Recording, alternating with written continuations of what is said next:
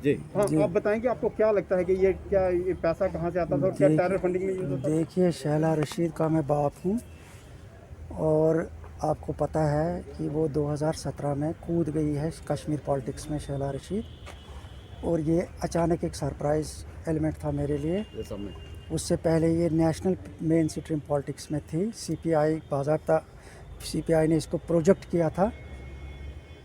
अपनी पार्टी का मेंबर है, रजिस्टर्ड मेंबर है ये।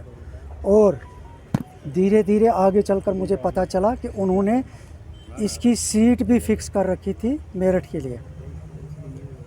तो एक दिन इसने मुझे प्रपोज़ल भी वहाँ का बता दिया। एक लड़का मेरठ का जो इसके साथ शादी करने वाला था, मेरे को बुलाया भी गया था कि आप आ जाओ, मेरठ में इसकी शादी होने वाली है। जो मैंने रिफ्यूज़ किया, मैंने कहा नहीं, हमें उधर शादी नहीं करनी है इसकी, तो मैं घर में ही बैठा रहा। उसके बाद ये अचानक छोड़कर आ गई और कश्मीर पॉलिटिक्स में कूद गई। आपको क्या लगता है कि ये पैसा हिंदुस्तान से ही आता है कि बाहर से भी हिंदुस्तान वाले क्यों देंगे इनको?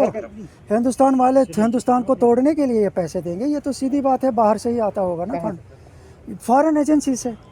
देखिए, इसमें यूएस में तो ये सारे लोग सेटल है।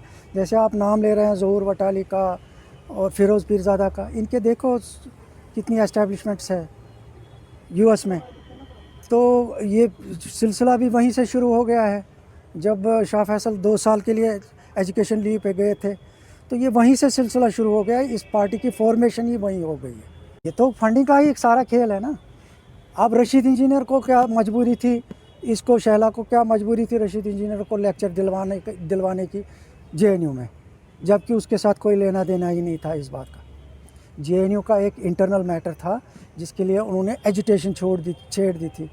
तो इसमें इंजीनियर रशीद के नहीं, उन्होंने मुझे बुलाया, उन्होंने मुझे 3 करोड़ का कुछ पैकेज बता दिया। हमने 3 करोड़ रुपए रखे हैं इसके लिए शहला के, आप चाहो तो आप ले सकते हैं। या मैंने रिफ्यूज़ किया। मैंने कहा मेरी अभी बात इस विषय पे हुई नहीं है बेटी के साथ, क्योंकि उसको 7-8 दिन के बाद आना है, तो मैं उसके साथ पहले बात करूंगा, उसके बाद ही मैं कुल मिला के ये कह रहा हूँ कि फंडिंग जहाँ से भी, क्योंकि ये एनजीओज़ भी चलाती है, उन एनजीओज़ की भी इन्वेस्टिगेशन होनी चाहिए।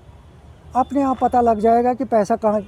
और लीगल डॉक्यूमेंट्स में ये दिखा रहे कि ये बेकार है, अनएम्प्लॉयड है। तो एक अनएम्प्लॉयड कहाँ तक खर्चा कर सकता है, तो उसकी तो जांच होनी चाहिए ना।